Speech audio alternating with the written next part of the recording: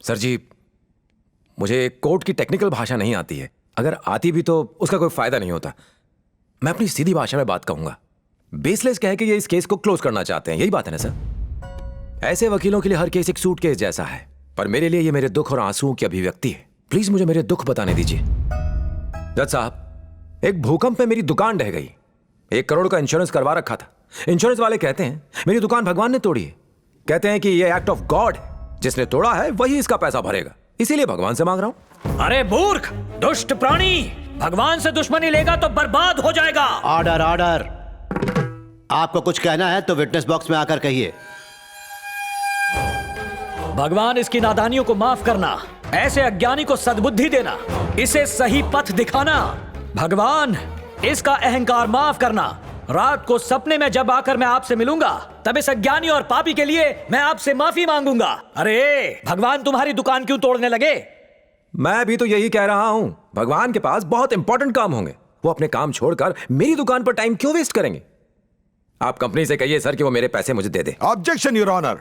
Company इन्हें पैसे किस लिए दे? योर ऑनर, मैं पेश करना चाहता हूं कंपनी के टर्म्स एंड कंडीशंस की लिस्ट। Exhibit number 1। ऐसा है तो भगवान से पैसे दिलवाइए। चलो बुलाइए उन्हें, राम को, कृष्ण को, शिव को। ओम बूम बड़म बम बड़म बड़म बूम, ऐसे आपको कई जादुई मंत्र आते हैं, बुलाइए उन्हें। भगवान सिर्फ हम जैसे ज्ञानियों को दर्शन देते हैं, तुझ जैसे अज्ञानी के सामने प्रकट नहीं होते। कोई होगा तो आएगा ना। धर्म के नाम पर खुली दुकानों में रोज करोड़ों का टर्नओवर होता है, उसमें से 1 करोड़ मुझे दे दो, छोटा सा हिस्सा है। अपनी दुकान के स्पेशल डिस्काउंट कूपन दूंगा। I object your honour. भगवान की निस्वार्थ सेवा को ये एक बिजनेस का नाम दे रहे हैं। सेवा? यहां सेवा कहां है सर? मंदिर के बाहर चप्पल रखने से लेकर प्रसाद मिलने तक सब कुछ बिजनेस है सर। नारियल खरीदो, फूल खरीदो, फल खरीदो, आरती करने से लेकर हवन करने के लिए अलग अलग रेट्स तय हैं। ये सब क्या है? बिजनेस ही तो है सर।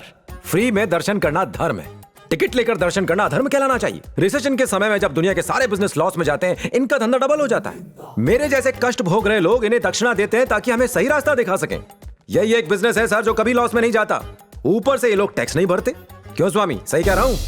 रिलैक्स। ठीक है, एक बात मान लेते हैं कि ये बिजनेस कर रहे हैं। अगर तुमने इंश्योरेंस प्रीमियम समय पे भरा है तो उनसे पैसे क्यों नहीं मांगते? ये स्वामी तुम्हारा नुकसान क्यों भरेंगे? बोलो। क्योंकि मैं इनको भी प्रीमियम भरता आया हूं। What nonsense you're talking? मैं जानता था कि ये सवाल जरूर पूछा जाएगा, इसीलिए मैं अपने साथ इसका प्रूफ लाया हूं।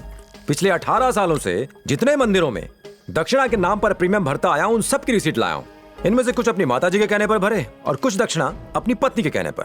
ये देखिए, मेरी जिंदगी का पहला प्रीमियम 1100 रुपए उस वक्त तिरुपति के मंदिर में पे किया था। और भी कहीं है। गणपति के स्टॉल के लिए हर साल 5000 रुपए का चंदा देता हूं। उसे स्टॉल नहीं कहते मूर्ख, उसे पंडाल कहा जाता है। जानता हूं। 3 साल पहले मेरी दादी सीढ़ियों से गिरी। डॉक्टर्स ने उम्मीद खो दी थी।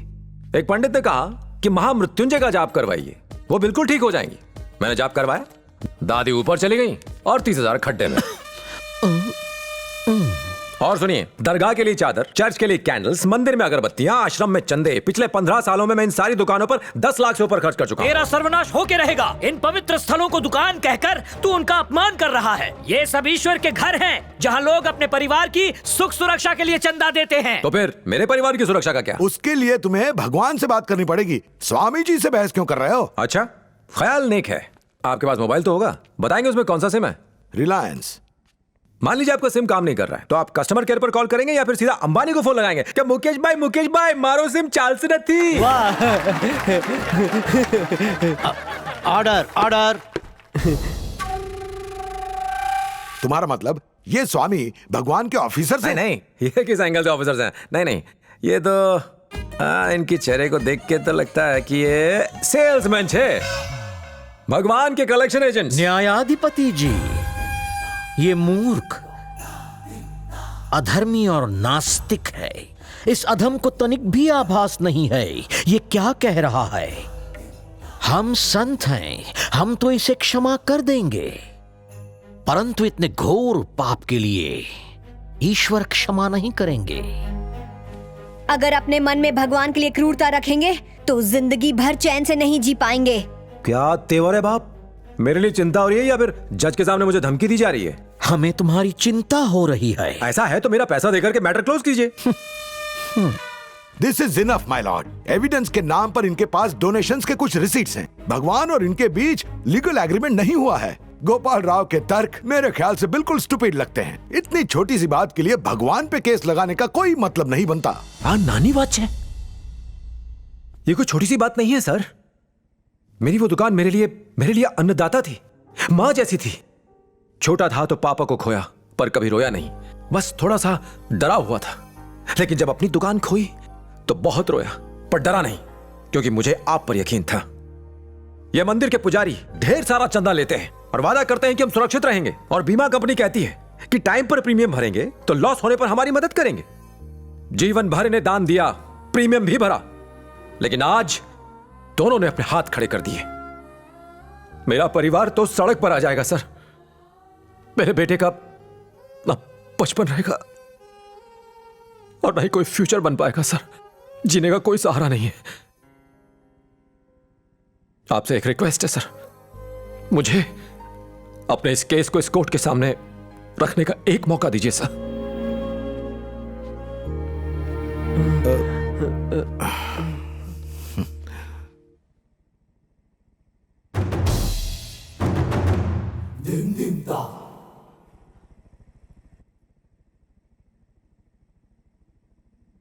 एक मिडिल क्लास आदमी के लिए 1 करोड़ बहुत बड़ी रकम होती है, खासकर जब उसकी दुकान उसका एकमात्र कमाने का जरिया हो। यह कोर्ट इस केस को एक्सेप्ट करती है।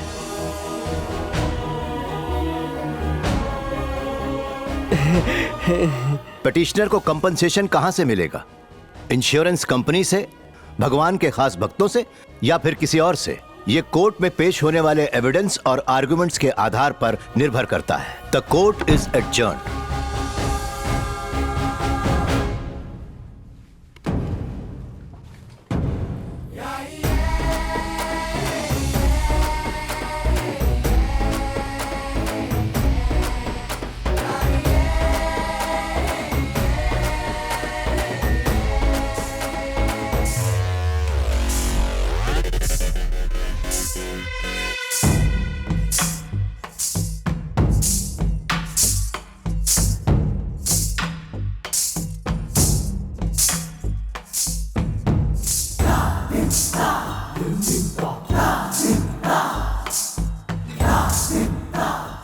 ये एक सरकारी क्षेत्र है, यहाँ तुम पूर्णतः सुरक्षित हो, परंतु यहाँ से निकलने के पश्चात स्वयं की रक्षा कैसे कर पाओगे?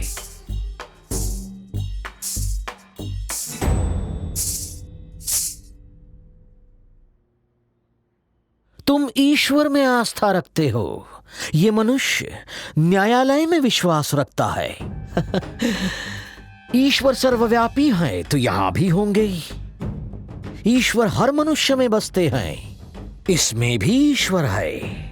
ईश्वर पर घात नहीं करते।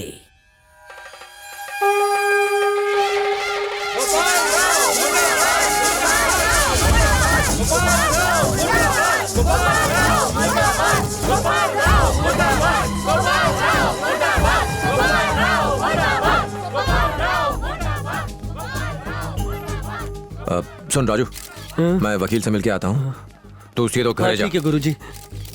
कोर्ट ने गोपाल राव का act of God case accept कर लिया है। कई सारे धार्मिक संगठन के साथ साथ आम जनता भी कोर्ट के इस फैसले का विरोध कर रही है।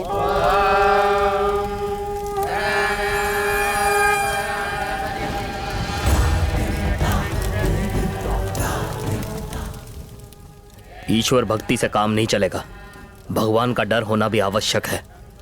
यह करोड़ों का बिजनेस है। भोपाल, क्षमा करना सबसे बड़ा पुण्य है। वही होगा जो ईश्वर चाहेंगे।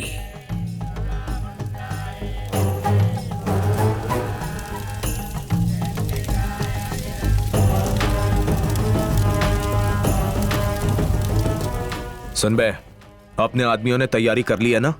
2 कौड़ी का आदमी ईश्वर के अस्तित्व को नकार रहा है, समझ गया? थैंक्स अकबर भाई। चाय अच्छी थी बेटी। इस युद्ध में तुम अकेले हो। ये लाखों नहीं बल्कि करोड़ों का बिजनेस है। तुम शायद नहीं जानते पर वो किसी भी हद तक जा सकते हैं।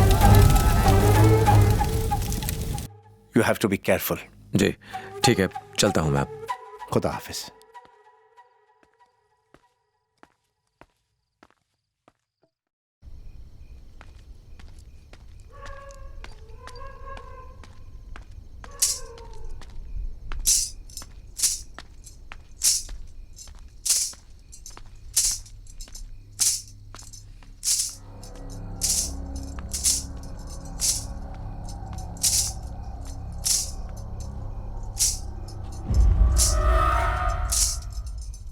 क्या हो रहा है? मेरा पीछा कर रहे हो? डराना चाह रहे हो? मेरे केस करने से खुद डर चुके हो। निकलो यहाँ से। क्यों बे, भगवान से मिलना चाहता है? मरते वक्त एक तेज रोशनी दिखाई देगी, वही ईश्वर होगा। चल अभी तुझे दिखाते हैं।